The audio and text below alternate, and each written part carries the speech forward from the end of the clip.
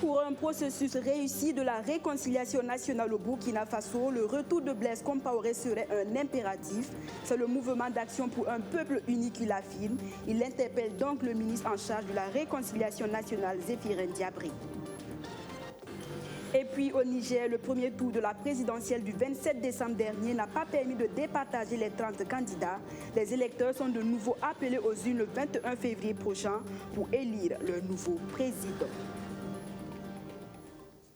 Voilà pour les titres de ce 13h de ce 1er février 2021. Merci de nous choisir. La réconciliation nationale, c'est le maître mot actuellement au Burkina Faso. Vous le savez, le président Kaboré a même fait de cette question de la réconciliation nationale une priorité de son deuxième mandat. Eh bien, pour relever le défi, le retour de l'ancien homme fort du Burkina Faso, Blaise Compaoré, est plus qu'une nécessité. C'est le mouvement d'action des jeunes pour un peuple uni qui le dit. Cette association de jeunes veut coûte que coûte la présence de l'ex-président du Faso au Bercail. Il était face à la presse le week-end dernier pour faire entendre son cri de cœur. Stéphanie Yen. Dans la constitution du nouveau gouvernement pour son second mandat, le président Roch Marc Christian Kaboré a mis en place un ministère chargé de la réconciliation nationale et de la cohésion sociale, avec à sa tête l'ex-chef de file de l'opposition Zéphirin Diabré.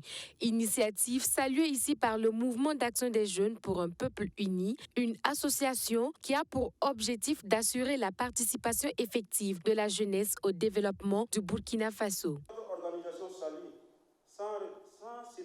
Circonlocution, la clairvoyance politique de son Excellence, Monsieur le Président Roch Marc Christian Kaboré, qui, en grand homme pétri d'expérience et soucieux de voir son peuple soudé autour des grands chantiers de développement, a décidé de consacrer un grand ministère à cette œuvre de réconciliation nationale. Notre mouvement soutient sans détour cette initiative et par ricochet se félicite du choix de M. Zéphirin Diabré comme maître d'œuvre de la dite réconciliation. Dans ce processus de réconciliation, ces jeunes estiment que cette concorde passe également par le retour de l'ancien président du Faso, Blaise Compaoré. Depuis les élections jusqu'à aujourd'hui, je pense que le président Blaise Compaoré n'est pas content, à mon avis.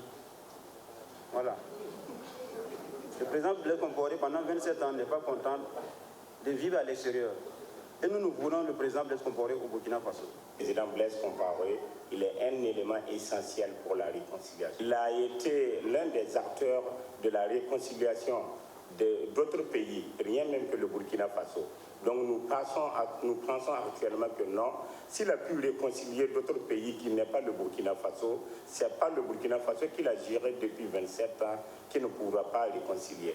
Donc il est l'acteur principal de la réconciliation du Burkina Faso. Le mouvement d'action des jeunes pour un peuple uni a été créé en novembre 2020. L'association vise à promouvoir la paix et le dialogue social, l'insertion socio-professionnelle des jeunes et de contribuer à l'éradication des fléaux sociaux tels que la corruption, l'alcoolisme et la mendicité. En attendant le retour de Blaise Compaoré, les militants de son parti, le CDP, dans les Banwa, sont heureux de l'élection de Boubacar Sanou en tant que député à l'Assemblée nationale. Une joie manifestée au cours d'une cérémonie dans la commune rurale de Kouka.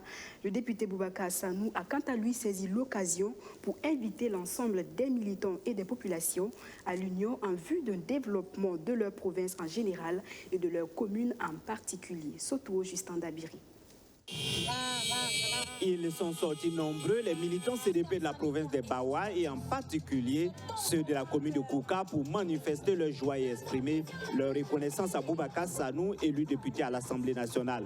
Une reconnaissance que le député Boubacar Sanou a aussi exprimée à ses militants qu'il invite à la cohésion et à la mobilisation des troupes. C'est pour leur exprimer toute ma joie et de ma part également cette reconnaissance réciproque donc que ces populations-là ont placé en moi, cette confiance renouvelée donc qu'elles ont placée en moi et me permettant de pouvoir renouveler pour une seconde fois donc mon mandat à l'Assemblée nationale. Nous avons lancé donc un message d'appel à la mobilisation des troupes, d'appel à l'apaisement et à la cohésion tel que donc voulu par les premiers responsables de notre parti et par les premiers responsables de ces pays, et afin que cette échéance-là, nous puissions l'aborder donc dans la sérénité Et à notre niveau, nous espérons bien que les résultats, une fois de plus, nous seront très favorables. Cette manifestation de joie et de reconnaissance est saluée par le bureau exécutif national du CDP. Une délégation conduite par Marie-Achille Tapsoba était présente pour féliciter les militants du parti pour leur choix porté sur Boubacar Sanou. C'est en tant que représentant du président Edi Kongwebo, président du parti, qui m'a dépêché pour soutenir l'initiative des militants des Bawa et pour saluer l'élection, la brillante élection de Sanou Aboubakar, membre du bureau exécutif national, et pour lui témoigner tout notre soutien et me joindre à lui pour remercier les populations de Bawa, les militants du CDP, et leur dire que nous comptons encore sur eux pour les prochains défis et pour des victoires à venir. Le CDP est arrivé deuxième à l'élection présidentielle de novembre 2020 et a obtenu 20 députés aux législatives, ce qui fait de son président Edi Kongwebo le nouveau chef de file de l'opposition politique. Un avis que le parti de l'ex-président Blaise Compaoré conduit pour le moment seul au regard de la vague de partis politiques qui ont déjà migré vers la majorité présidentielle. Non, nous ne naviguons pas seuls. Pour l'instant, les troupes ne se sont pas déclarées, mais ça ne saurait tarder. Mais nous avons déjà des partenaires dans l'opposition et nous pensons que ce n'est pas en tant que tel le nombre qui fait la force. C'est la qualité, la détermination et surtout le fait que constitutionnellement, nous avons un rôle à jouer et nous espérons qu'avec tous les partis politiques qui vont nous rejoindre au niveau de chef de file de l'opposition, nous pourrons, dans le cadre de la mise en place d'un cadre de concertation, conjuguer les efforts pour que nous puissions jouer ce rôle constitutionnel avec beaucoup de réussite. Mais en attendant l'arrivée d'autres forces politiques pour mener à bien le navire CEFOP, le CDP peut compter sur ses militants de la province des Bawa, engagés, disent-ils, à poursuivre la mobilisation en vue d'engranger d'autres victoires pour leur parti lors des échéances électorales prochaines. Dans l'actualité également, c'est la première fois depuis 2014 que l'UIFIC, l'Institut universitaire de formation initiale et continue de l'Université Thomas Sankara, ouvre ses portes au grand public. Des journées portes ouvertes marquées également par la sortie de plusieurs promotions, des promotions baptisées Serge Auguste Bayala, du nom du premier directeur de l'Institut, Archimède Boy. Serge Auguste Bayala, c'est le nom de baptême des premières promotions sortantes de l'UIFIC, Institut universitaire de formation initiale et continue de l'Université Thomas Sankara. Ces étudiants choisissent ainsi le premier directeur de l'Institut comme parrain, une marque de reconnaissance du travail accompli par celui qui est aujourd'hui le directeur du CESAG, le Centre africain d'études supérieures en gestion de Dakar. Il invite ses filleuls à garder le sens du travail bien fait. Il n'y a pas de génération spontanée, il faut continuer à travailler et comme ils ont fait le choix de la formation continue, qu'ils aient toujours à l'esprit que l'on apprend dans un premier temps, on travaille, on désapprend et il faut encore repartir et apprendre. Donc rester toujours dans la dynamique de l'apprentissage et du travail, ce n'est qu'à ce prix que nous pourrons faire avancer significativement notre milieu professionnel et aussi changer les choses pour le développement de notre pays. Cette sortie de promotion se tient à l'occasion des premières journées portes ouvertes de l'IUFIC. Fonctionnel depuis 2014, cet institut compte une dizaine de filières de formation en licence et master professionnel. On peut citer entre autres le conseil juridique d'entreprise, les énergies renouvelables, la protection et les droits des enfants. C'est une formation pointue, de qualité qui se fait dans cet institut-là. Et nous sommes convaincus que des formations de ce type peuvent nous permettre effectivement de faire face aux difficultés qui sont celles de notre administration publique, de faire face aux difficultés qui sont celles de notre défi de développement d'une manière générale et de dire qu'effectivement, les instituts et universités de notre pays sont capables effectivement d'avoir des offres de formation qui permettent à tous ceux qui ont le souci d'apprendre de renforcer leurs capacités. Des remises de diplômes et une visite des stands d'exposition ont mis fin à cette cérémonie officielle de lancement des premières journées portes ouvertes de l'IUFIC. Tout autre chose à présent, la maraîchiculture, une spécialité des habitants du village de Yargo dans le Bazega, est mise à mal cette année. La raison, le barrage qui permet d'arroser les plants s'est précocement asséché. Conséquence, les productions peinent à arriver à maturité et même quand il y a récolte, les produits n'arrivent pas à être écoulés.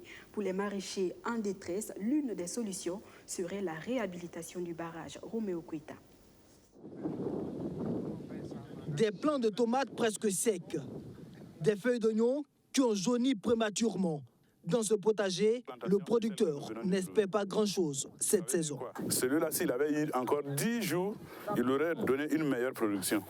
Que vous voyez, si je peux même arracher complètement cette plante, et vous voyez ce que nous avons. Personne ne voudra acheter ça. Par contre, celle que nous avons vue derrière a donné un peu. C'est vrai que pour les tomates, nous pouvons faire 2, 3 à 4 récoltes sur chaque plante.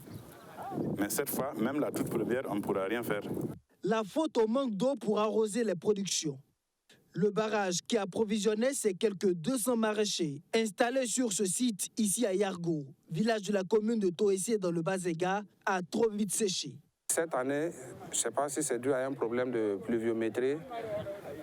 On a constaté l'assèchement beaucoup plus accéléré du barrage. Et nous sommes aujourd'hui en fin janvier. Et depuis décembre, les gens étaient déjà dans la crainte.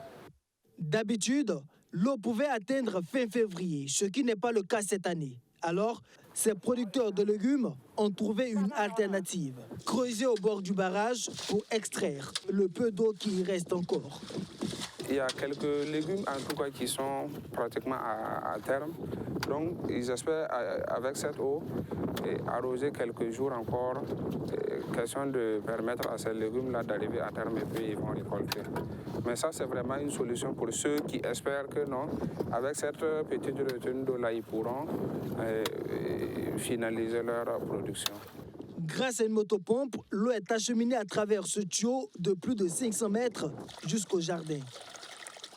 L'idée est de pouvoir sauver ce qui peut l'être encore. Mais sans trop se faire d'illusions, ils le savent, certaines productions sont irrécupérables. Ce producteur évalue déjà ses pertes.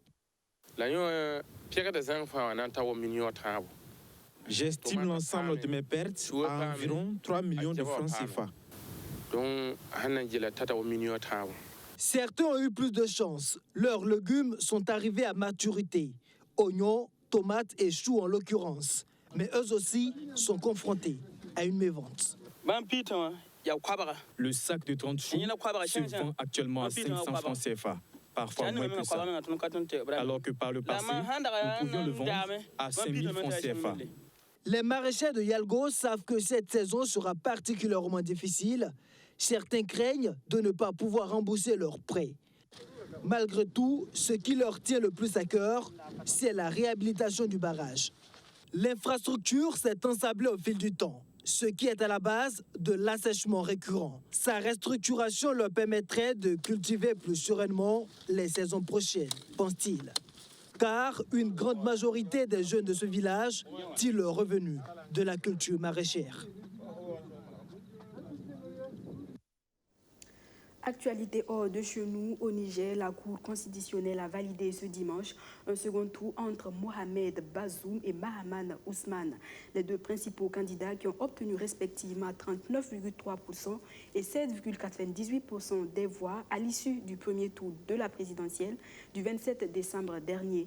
Aucun candidat n'a donc obtenu la majorité absolue des suffrages au premier tour. Conséquence, les électeurs sont de nouveau appelés aux urnes le 21 février prochain. La Cour constitutionnelle du Niger confirme la tenue d'un second tour de l'élection présidentielle le 21 février. À cette date, l'ancien président Mahaman Ousmane, arrivé second au premier tour du scrutin, et Mohamed Bazoum, candidat du pouvoir, s'affronteront dans les urnes. La demande d'annulation partielle ou totale du premier tour réclamée par des candidats de l'opposition a donc été rejetée par la Cour. La Cour reçoit la requête du président de la Commission électorale nationale indépendante, CENI à la forme, valide et proclame les résultats définitifs du premier tour des élections présidentielles du 27 décembre 2020 La Cour déclare par conséquent Mohamed Bazoum et Mohamed Ousmane candidats au deuxième tour des élections présidentielles. Messieurs Bazoum et Ousmane doivent pour le second tour engager des négociations avec les 28 autres candidats malheureux. Elles s'annoncent compliquées dans ce pays où les alliances se font et se défont très vite. Voilà, c'est la fin de ce journal de ce 1er février 2021. Je vous souhaite un excellent mois de février à toutes et à tous en compagnie des programmes de la chaîne Au cœur de nos défis. Je vous retrouve demain.